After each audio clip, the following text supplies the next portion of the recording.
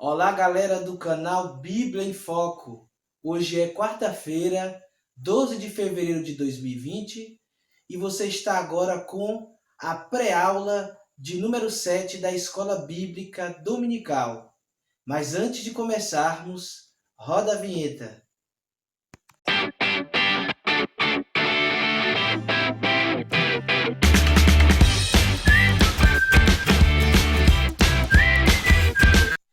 Eu sou Wallace Oliveira e a partir deste momento estaremos estudando a lição de número 7 da revista publicada pela CPAD, Casa Publicadora das Assembleias de Deus, lição que será estudada no domingo próximo. A todos vocês, a paz do Senhor Jesus Cristo. Temos como tema hoje, da lição 7, a queda do ser humano. Meus queridos e minhas queridas, estamos diante de o segundo tema mais importante do estudo ou da teologia do homem, pois o primeiro tema estudado já por nós, importantíssimo do estudo do homem, foi a criação. E agora está o segundo tema mais importante da teologia que estuda o homem, que é a sua queda. O texto áureo da lição de hoje, que está no livro de Romanos, capítulo 5, versículo 2, diz o seguinte: Pelo que, como por um homem entrou o pecado no mundo, e pelo pecado a morte, assim também a morte passou a todos os homens, por isso que todos pecaram. A nossa verdade prática traz o seguinte: ao pecar contra Deus, o homem perdeu completo domínio sobre a criação e tornou-se vulnerável à morte. Em Cristo, porém, temos o reino e a vida eterna. Graças a Deus. A todos vocês, quero dizer que a leitura bíblica em classe da lição de hoje se encontra no livro do Gênesis, capítulo 3, dos versículos 1 até o 7. Leitura essa que você poderá fazer em casa no momento oportuno, mas eu aqui dispensarei para irmos ao nosso estudo de hoje. O primeiro tópico da lição traz como título o livre-arbítrio do ser humano. Mas antes de começarmos, eu desejo fazer duas perguntas a vocês. A primeira diz o seguinte: a soberania de Deus anula a responsabilidade humana? Você acha que por Deus ser soberano em tudo, ele anula a nossa responsabilidade, ou seja, nós não precisamos ter responsabilidade alguma diante dele, pois ele já é soberano? A segunda pergunta: essa mesma soberania de Deus e o livre-arbítrio são excludentes?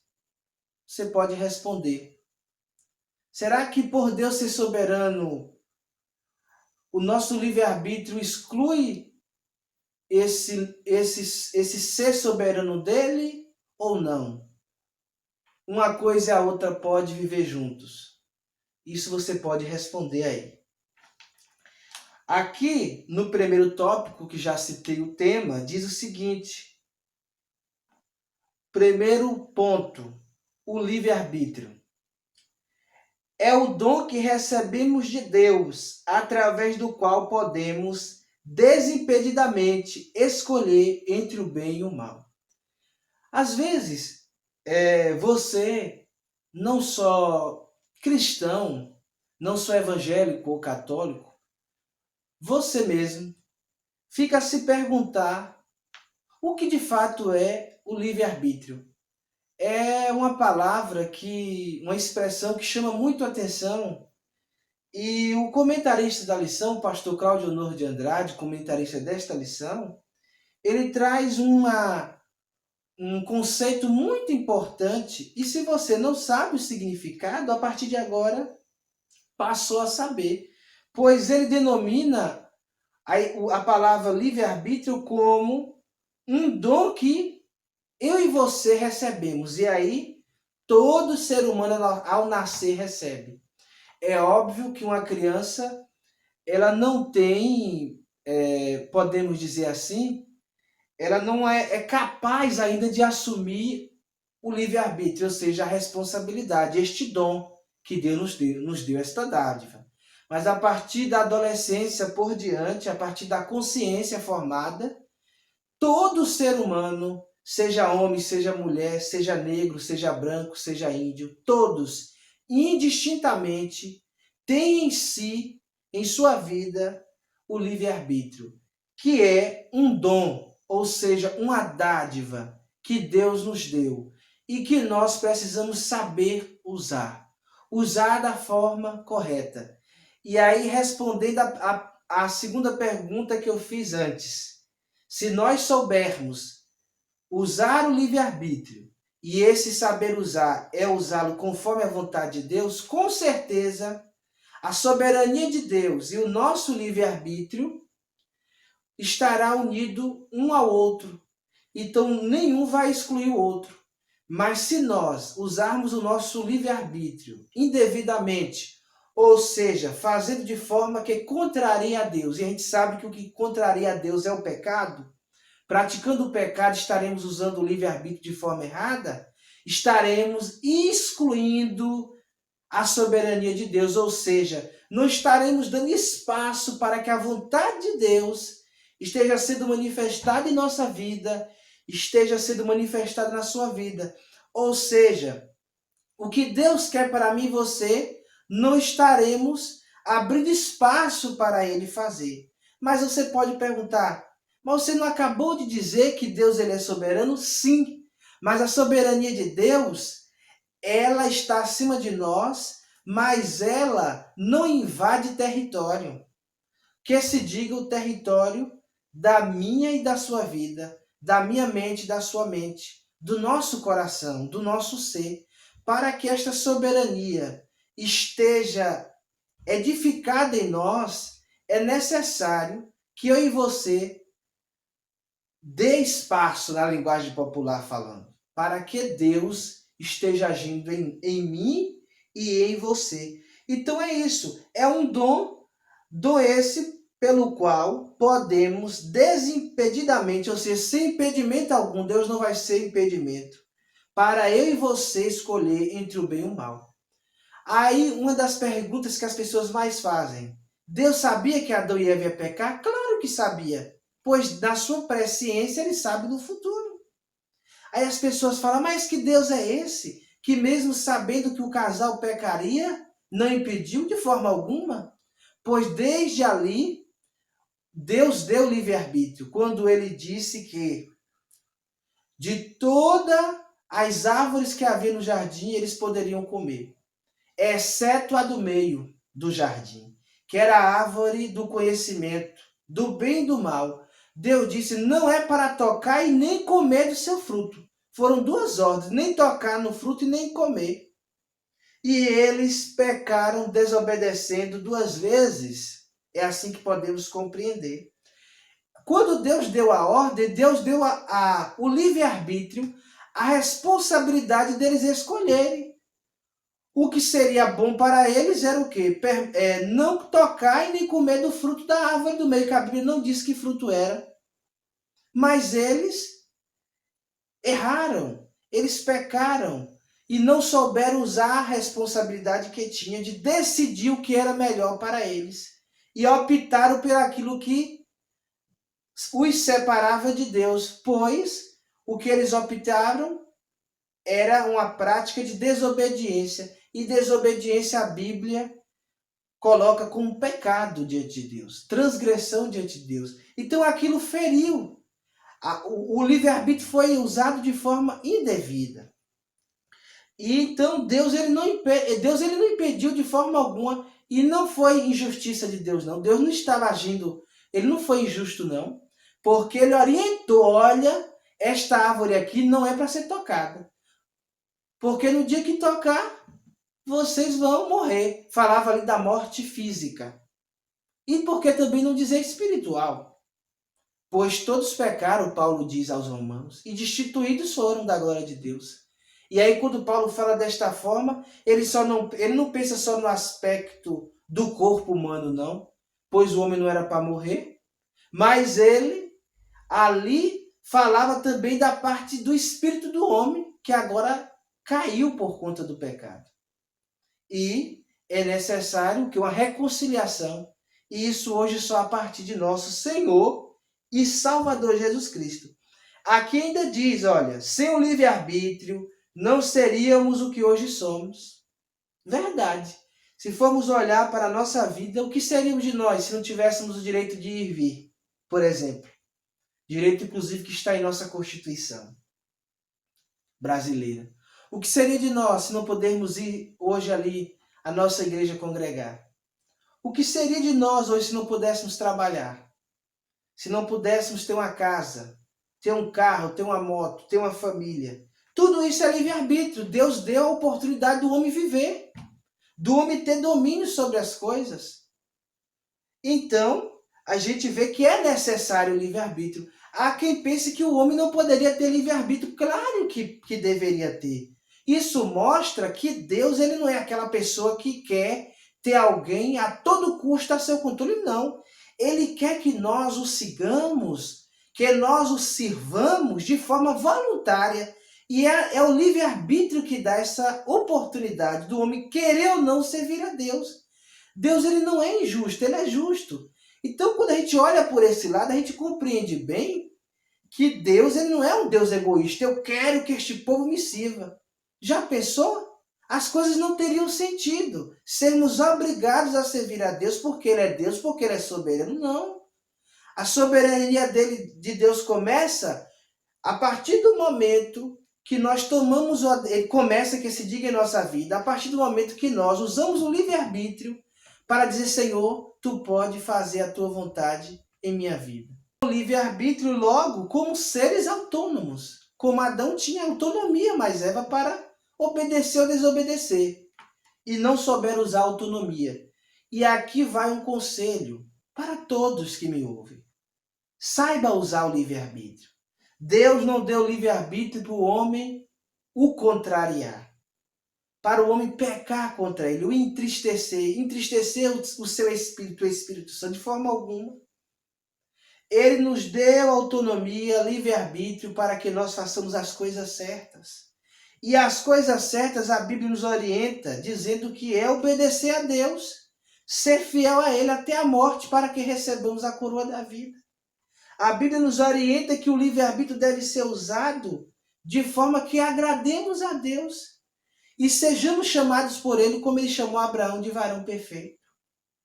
Então, livre-arbítrio é isso, autonomia. Ou seja, nós temos consciência da nossa própria existência e de nosso lugar no universo. Quem possibilitou isso? Deus. Deus possibilitou isso. O subtópico 2 diz a soberania divina. E o que é isso? Já falamos aqui, mas o comentarista diz que é o direito absoluto, irrestrito e inquestionável que possui Deus sobre toda a sua criação. E nós fazemos parte da criação de Deus. Então, quando falamos sobre soberania, estamos falando do direito que Deus tem, que é um direito absoluto, total. Todo o direito de mandar, desmandar, de fazer acontecer, está na mão dele. Aqui o comentarista disse que é um direito absoluto irrestrito, ou seja, aquilo que Deus quer fazer, ninguém pode impedir, só nós mesmos. É o que eu costumo dizer. Por exemplo, quando temos a oportunidade de servir a Deus com fidelidade e servimos a Ele de forma infiel. Quando temos a oportunidade de acertar e fazemos as coisas erradas. Deus não vai nos impedir de fazer as coisas erradas, não. Cabe a nós fazer o que é certo. Agora, ninguém impede a Deus naquilo que Ele quer fazer, pois Ele tem espaço livre para agir. mas para que ele também possa agir em nossa vida, é necessário que possamos dar o espaço livre também, né? E aqui diz que ainda essa soberania, por que ele é soberano? Porque ele é um ser inquestionável. O hino diz que ninguém, né? Ninguém explica Deus. Então, e Deus, ele é inquestionável. Ninguém pode o questionar. Porque não há por que questionar, porque Deus sabe de tudo. Às vezes nós queremos questionar Deus, buscando nele respostas do porquê isso e porquê aquilo. Mas não há necessidade de nós questionarmos a Deus. Por que no significado da soberania divina está Deus como um ser inquestionável? Porque tudo que ele faz de forma completa, concreta, de forma certa. Ele não faz nada que deixe brechas para que possamos dizer que ele fez mal feito. Ele não age de forma injusta, ele é o justo juiz. Então logo entendemos isso aqui. Aqui ainda diz, não devemos, por outro lado, ver a soberania divina como algo despótico. Ou seja, o que é despótico? Comportamento de alguém que possui todo o poder em suas mãos, como os monarcas, né, os reis. Não é porque Deus tem todo o poder nas suas mãos que ele não nos dá o direito de escolher o que a gente quer. Há pessoas que pensam assim, não, Deus ele é Rei dos reis e Senhor dos senhores. Só que ele é um rei que dá livre-arbítrio aos seus súditos, diferente de todos os reis que a terra já teve. Que todos os reinos já teve e ainda tem. Como, por exemplo, a rainha da Inglaterra, Elizabeth. Este rei aqui dá a oportunidade do súdito decidir o que quer. Porque o Espírito Santo, ele não é invasor, ele não é opressor. A Bíblia chega a dizer que nem por força e nem por violência, mas pelo Espírito Santo de Deus. Se a gente abre a nossa vida, o nosso coração, para o Espírito Santo fazer o que ele quer, pronto. A soberania de Deus vai achar lugar e ele vai fazer o que ele quer. E o que Deus quer fazer na minha e na sua vida é bom, agradável, proveitoso. O que ele quer fazer para que nós tenhamos vida e vida com abundância. Aqui ainda diz que, como eu disse, não podemos ver a soberania como algo despótico, como eu já disse, e nem tirânico. Tirânico fala de quê? Alguém que age de maneira opressiva, imperiosa ou violenta. Deus não é assim. Quem oprime o ser humano se chama Satanás. Mas Jesus ele veio para quebrar as algemas da opressão do inferno, que oprime muitas vidas. E às vezes, se a gente não der lugar, está nos oprimindo ou estará nos oprimindo, mas que Deus nos guarde. O Espírito Santo não oprime ninguém. Deus ele não é um tirano. Deus ele é Deus. Ele é um Deus amoroso. Ele não é um Deus violento, não. Violência, quem traz é o pecado. Como trazia desde o início, e o livro do Gênesis narra. Violência quem traz é Satanás, mas Deus não. Ele traz vida, ele traz sossego, ele traz aconchego, ele traz socorro bem presente, como na hora da angústia. Louvado seja o nome santo do Senhor. E aqui ainda diz, né? Por que Deus não é um ser despótico e nem tirânico? Porque todas as ações dele é fundamentada em amor, justiça e sabedoria. Se você for olhar para a história dos reis que a terra já vivenciou, todos eles agiam o quê? Na opressão, no poder da tirania, no poder da violência, de obrigar os seus súditos a fazer o que eles queriam. Mas, inclusive, reis na história do povo de Israel foram assim, os maus reis, inclusive. Mas Deus não. O seu reinado é fundamentado no amor, na justiça e na sabedoria. Então, são práticas boas. Inclusive, quando se trata da salvação, O Evangelho de João, capítulo 3, versículo 16, diz que porque Deus amou o mundo de uma tal maneira, ou seja, de uma forma tão grande, que enviou o seu único Filho unigênito, para que todo que nele crê não pereça, mas tenha vida eterna. Aqui diz ainda o que ele faz, agora só viremos a compreender mais à frente. Por isso que a gente fica só questionando, sem entender o que Deus quer fazer, mas a gente não precisa questionar, é esperar em Deus. Diz, esperei com paciência no Senhor, e ele se inclinou para mim e ouviu o meu clamor. Então o segredo diante da soberania de Deus não é questionar, é esperar, porque no decorrer do tempo veremos o que Deus quer fazer. O último tópico aqui, do primeiro tópico, diz a responsabilidade humana, que é o que já falamos, né? Entre o livre-arbítrio e a soberania divina, ou seja, o nosso direito de fazer o que a gente quer e a vontade de Deus, encontra-se a nossa responsabilidade. A gente pode fazer o que a gente quer? Pode. Aí Paulo vai dizer, tudo me é lícito, mas nem tudo eu posso fazer. Ou seja, eu tenho livre-arbítrio para fazer o bem ou o mal, mas nem tudo eu posso fazer. Aí que é a chamada responsabilidade. Quando entra a questão, nem tudo eu posso fazer. A responsabilidade é usada para isso, para fazer o que é certo. Quando faz o que é errado, estaremos sendo o quê? Irresponsáveis.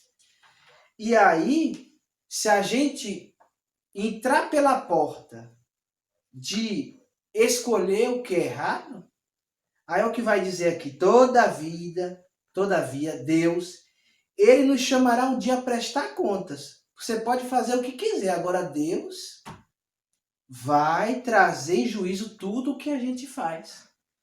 Então haverá o que? Uma prestação de contas entre nós e Deus quanto às nossas escolhas. Então a prestação de conta mais importante que haverá é o juízo final. Mas nos guarde o Senhor para que lá não estejamos, pois este julgamento final, do juízo final, não é para os salvos, mas para aqueles que não vai ser encontrado o seu nome escrito no livro da vida. Por isso tenhamos cuidado. Aceitemos Jesus hoje. Se tivermos que partir para a glória hoje, vamos partir preparados. E não vamos participar deste juízo. Este juízo final não é para a igreja, não é para os crentes, não é para os salvos, não é para mim nem para você. Então, este juízo vai ser para um acertar de contas, para aqueles que não vai ter o seu nome escrito no livro da vida, pois todo o seu livre-arbítrio foi usado de forma o quê? Irresponsável. Ou seja, de forma para contrariar a soberania de Deus. A vontade de Deus quer que nós vivamos uma vida sem uma prática contínua do pecado. Mas, enquanto esses dias não vêm, mesmo hoje, uma hora ou outra, o Senhor vai estar nos chamando a prestar contas. O adágio popular diz: quem faz aqui, paga aqui. E muitas coisas que fazemos hoje, o que plantamos hoje, estamos sujeitos a colher.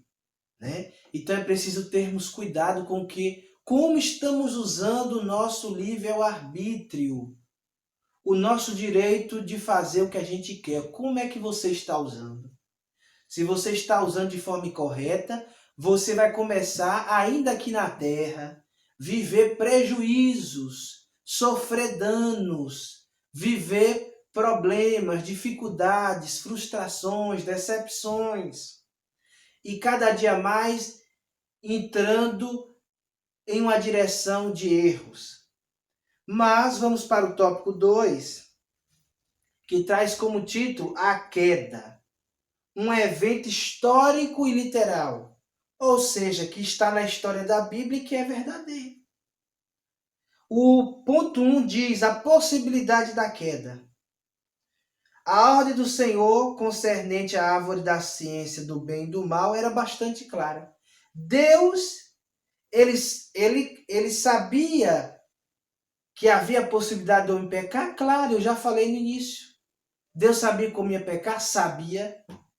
Mas ele não é porque é soberano que ia impedir, não. Ele tinha por obrigação e tem de dar o direito a nós, porque ele não é um Deus, um ser opressor. Ele dá a oportunidade da pessoa querer viver servindo a ele, que é o melhor, ou de servir aos seus próprios desejos. E foi o que Adão e Eva vieram a fazer. Então Adão e Eva, eles vieram ceder ao desejo da sua carne, à concupiscência. De que forma? Se atraíram pela proposta da serpente, que a Bíblia diz, se referindo a Satanás, inclusive como a antiga serpente, foram seduzidos e a mulher foi seduzida, foi enganada, e deste engano veio seu marido a também ser participante daquele erro. As consequências de seu ato, de Adão e Eva, foi o quê? Morte espiritual seguida da morte física. Por isso que a Bíblia diz que como a morte passou a existir, a morte física, com o pecado de Adão e Eva, e esta morte passou a todos os seus descendentes, e até hoje todo homem está na condição de morrer um dia. Por isso que a Bíblia diz que todos nós nascemos no pecado, porque inclusive uma das consequências do pecado veio a todo homem, por exemplo, a morte física. É uma prova clara de que todos nascemos no pecado. Nascemos em uma vida pecaminosa. A própria morte física é uma causa disso. Então, por isso que a Bíblia diz que o salário do pecado é a morte. Mas aí diz, mas o dom gratuito de Deus, que dom é este? A salvação, é o que? A vida eterna. E de que forma a gente consegue? Através da decisão de aceitar a Jesus como o único e suficiente Salvador das nossas vidas. O ponto 2 diz a realidade da tentação. Ao ser tentada pela serpente, Eva deixou-se enganar pela velha e bem arquitetada mentira de Satanás. A possibilidade de o homem vir a ser um Deus. No instante seguinte, Adão e Eva pecaram contra Deus. Uma verdade que Satanás disse, através da serpente, houve uma verdade. Pois ela disse para Eva que no dia que ela comesse do fruto, seria como Deus. Então foi uma grande verdade de fato, pois ao Eva cair naquele erro de desobedecer, comendo do fruto proibido, e depois dando a seu marido, de fato ela assumiu a condição de ser como Deus, sabendo o que era bom e o que era mal. E não era o que Deus queria. Deus não queria que o livre-arbítrio deles fosse usado para isso. E para isso, Deus já havia os prevenido para não comer. Mas como desobedeceram, assumiram essa condição de ser como Deus, mas pagaram alto preço, e nós também, por causa de sua desobediência. Da desobediência do casal.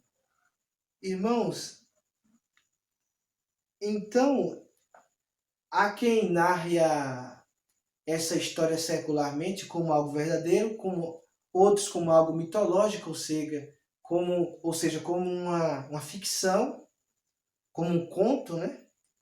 Mas eu quero dizer a vocês, e talvez alguém aqui que me ouve tem dúvidas acerca da veracidade de que houve a queda, e queda esta pelo o primeiro casal criado por Deus, os primeiros seres humanos.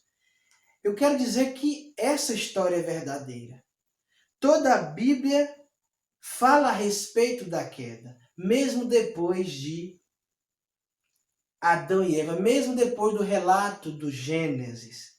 A Bíblia toda vai falar e todos os acontecimentos vão estar ligados ao que aconteceu, a queda e as suas consequências, como já citadas aqui algumas delas. Então, aqui diz o livro de Gênesis, não é uma coleção de parábolas mitológicas. histórias. História da carochinha, como diz. Não é, de forma alguma. É um relato histórico confiável. Por quê? Porque está na Bíblia. E a Bíblia, ela é na nossa única regra de fé e prática. Ela é verdadeira, ela tem verdades. De Gênesis e Apocalipse está repleta de verdades. E nela devemos firmar nossa confiança. E assim você deve orientar alguém que tem dúvida acerca se foi verdadeiro o que aconteceu no início da humanidade. E de fato você pode falar, mostrando na palavra de Deus, o que no Gênesis narra que de fato Adão e Eva existiu e estes, usando do seu livre-arbítrio, não agradou a soberania de Deus, pois vieram a desobedecer a um pedido que Deus fez. O último tópico da lição é o 3 e diz as consequências da queda de Adão. O primeiro ponto diz a consciência do pecado. Adão, uma das consequências a partir da queda, como a própria serpente disse, o próprio Deus havia dito antes, ao pecar, imediatamente eles vieram ter consciência do que fizeram era errado. E também que estavam nus. E logo pegaram da figueira folhas para fazer avental, a fazer vestes. E tiveram medo de estar diante de Deus e estavam escondidos quando pela viração do dia Deus veio à procura, perguntando: Adão, Adão, onde tu estás? Né? Então, nós vemos que a partir do momento que o homem peca, ele passa a ter consciência. E consciência de que errou, pecou contra Deus. Assim é eu e você. E quando nós, usando o nosso livre-arbítrio, agimos de forma errada, pecando contra Deus, imediatamente a nossa consciência nos condena de forma que entendemos que pecamos contra Deus e por isso precisamos pedir perdão. E para você que tem pecado, mas ainda não tomou a decisão de pedir perdão ao Senhor Jesus e se arrepender dos seus pecados e passar a ser uma nova criatura, hoje é a oportunidade de você se reconciliar com Deus. O pecado leva-nos a perder o brilho do rosto e o vigor físico. Eis porque o homem precisa nascer da água e do Espírito. Quando a pessoa, qualquer pessoa, seja homem ou mulher, toma a decisão de ser servo de Deus, de servir a Ele, a pessoa passa a ter um novo canto, uma nova história, uma nova vida. A pessoa, o seu semblante muda, isso é verdadeiro, isso é indiscutível. E você que me ouve sabe. Até mesmo aquela pessoa que um dia já serviu a Deus, e possa ser o seu caso, e hoje se encontra desviado, você mesmo pode dizer, e alguém que te conhece, que o seu semblante não é mais o mesmo. A sua vida não é mais a mesma. Uma vida de que você tinha um semblante de alegria, de alguém que serve ao Senhor, de alguém que tem alegria, esta alegria faz parte de você também. Mas não é porque o crente não passa por luta, dificuldade, passamos. Mas a alegria do Espírito Santo, ela não sai da nossa vida. A alegria de Deus em nós. Então, tanto eu e você sabemos disso, você que inclusive pode ser um desviado, como alguém que te conhece, sabe desta verdade. O ponto 2 diz a perda da comunhão com Deus. Foi uma outra consequência do pecado do homem. A primeira, a consciência de que o que fez foi errado. E essa mesma consciência nós temos quando usamos o livre-arbítrio para errar. A perda da comunhão. Você que não é servo do Senhor deve entender, assim como você que é desviado, que você está numa condição de falta de comunhão com Deus. Você não está unido a Deus. Você pode perguntar, mas por quê? Porque eu não estou na igreja? Não. Porque você está em pecado. E a Bíblia diz que o pecado faz divisão, separação entre Deus e o homem. Porque Deus ama eu e você, mas Ele não ama o nosso pecado. Ele aborrece. Aqui diz, em consequência de seu pecado, Adão e Eva foram expulsos da presença de Deus. Ou seja, a comunhão foi quebrada. De agora em diante, eles não poderiam mais viver no jardim do Éden. Foram expulsos, né? Onde diariamente conversavam com o Senhor. Perderam o privilégio de estar tendo contato todos os dias com Deus. Veja o que o pecado faz. Você sabe disso. Aqui diz, para reatar a comunhão com Deus, tem de aproximar-se dele pela fé. E como você faz isso? Você que pode estar desviado hoje, ou você que ainda não é servo do Senhor. Como que você se aproxima para que a comunhão haja entre você e Deus? Usando isso aqui, olha, tendo fé, acreditando que Jesus veio a esta terra, morreu por nossos pecados, mas ressuscitou e quer nos dar vida e vida com abundância. Que vida é esta? Vida eterna. Ou seja, escape de irmos para o inferno. Mas para isso, para aceitarmos a Ele, é necessário termos esta fé. E a gente acreditando e o aceitando como único e suficiente Salvador, poderemos nos alinhar a Ele. Ou seja, termos comunhão com o Pai, com o Filho e com o Espírito Santo também. Então, nesse retorno, a gente se aproximando com a Deus, o aceitando através de Jesus Cristo, não estaremos só, pois a comunhão com Ele nos faz estarmos juntos. E a gente sabe que para termos esta comunhão com Deus, só é através de Jesus. Pois a Bíblia diz também que Ele é o mediador entre o homem e Deus. O penúltimo ponto do tópico 3 diz assim, a transmissão do pecado à espécie humana. Como já falamos, quando o casal pecou, as consequências vieram a todos nós, né? E por isso, todos nós já nascemos no pecado. Então, se Adão foi o primeiro homem criado por Deus, e já temos aprendido nas aulas anteriores que somos descendentes dele, logo, se o pai pecou e as consequências começou a passar dele para os filhos, pois o próprio Adão, mesmo tendo vivido mais de 900 anos, morreu, como já a consequência do pecado, porque o homem não era para morrer, o seu corpo, a matéria. Logo, fica claro aí para você entender, porque às vezes quando a gente fala que como o primeiro homem morreu, ou melhor, pecou todos os pecados, as pessoas ficam sem entender. Um exemplo claro é a questão da morte. Assim como Adão morreu, todos depois vieram a morrer. Está claro aí que o pecado dele herdamos. A consequência, inclusive, da morte física. Até mesmo um recém-nascido já traz consigo essa semente, a do pecado. O próprio Jesus nasceu como uma semente do pecado, mas não pecou. Né? Embora a criança, na fase da inocência, não tenha experiência do pecado, a iniquidade adâmica acha-se impregnada em seu interior, prestes a ser despertada. É por isso que quando a gente fala, todos nós nascemos no pecado. E a gente vai ter a oportunidade, o livre-arbítrio de começar a praticar no momento que começamos a ganhar condição para isso. Condição psíquica, física, entendeu? Jesus, ele cresceu e teve a oportunidade de pecar, mas em nada pecou.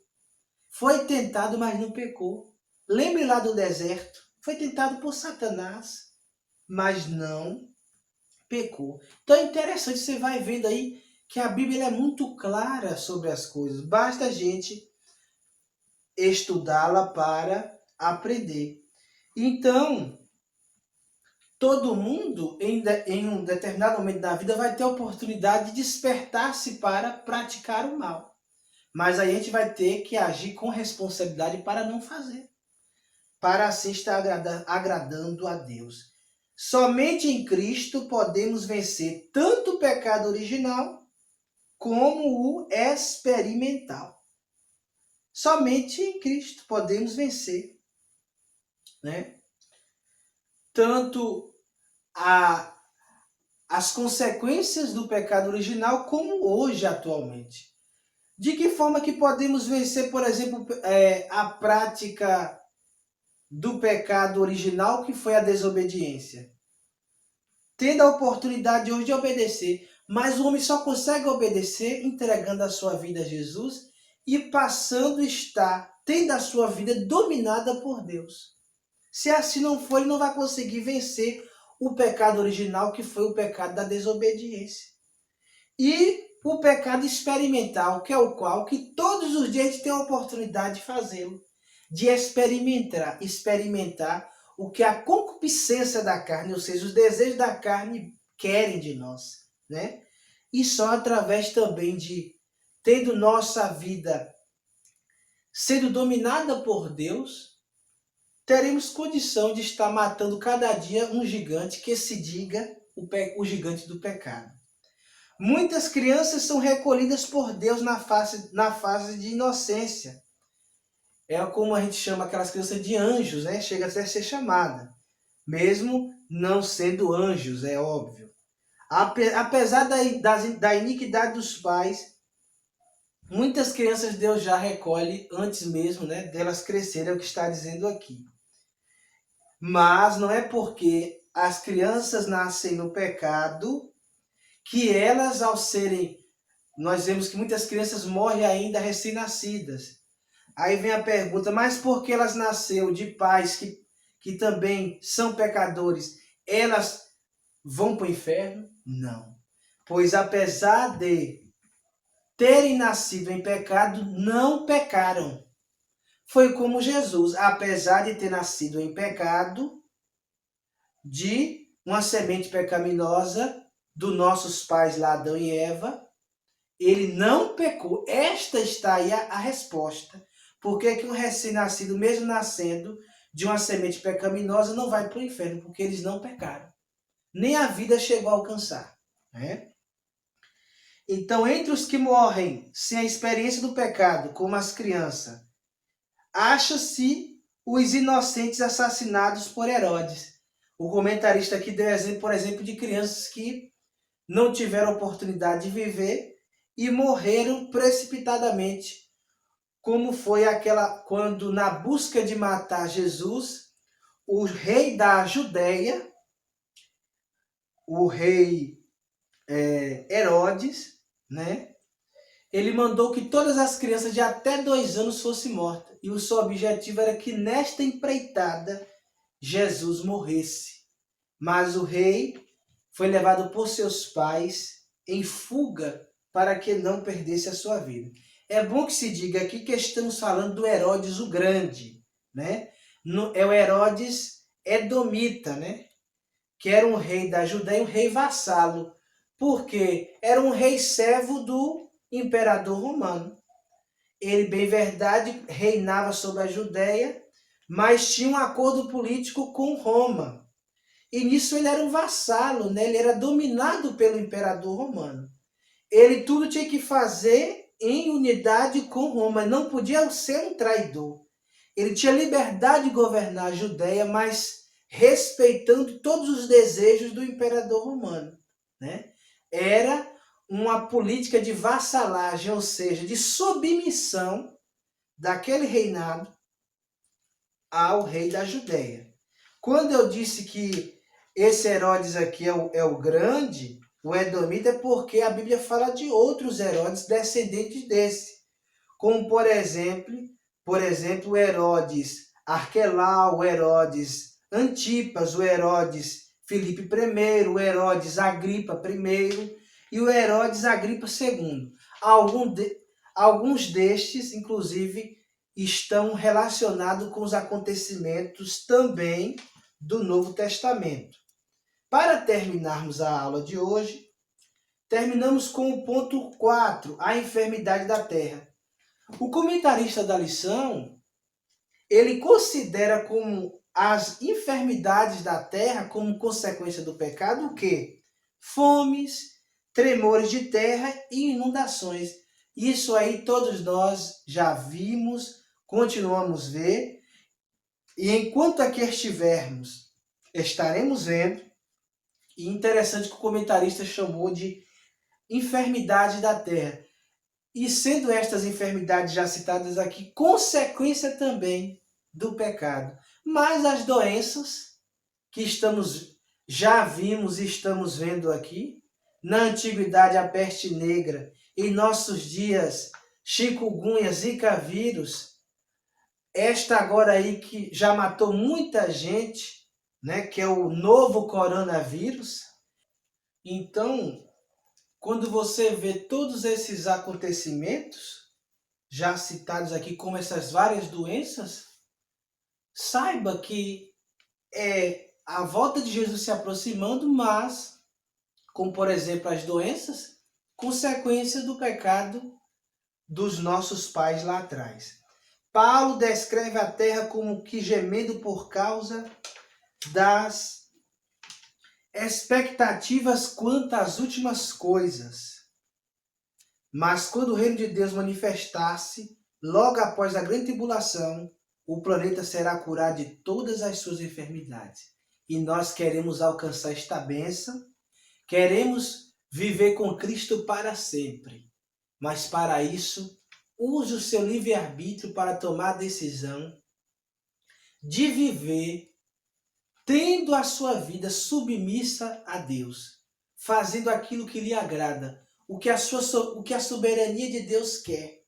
E você fazendo assim, o seu livre-arbítrio não vai excluir a soberania de Deus, nem a soberania de Deus excluir o seu livre-arbítrio, mas vai viver unidamente.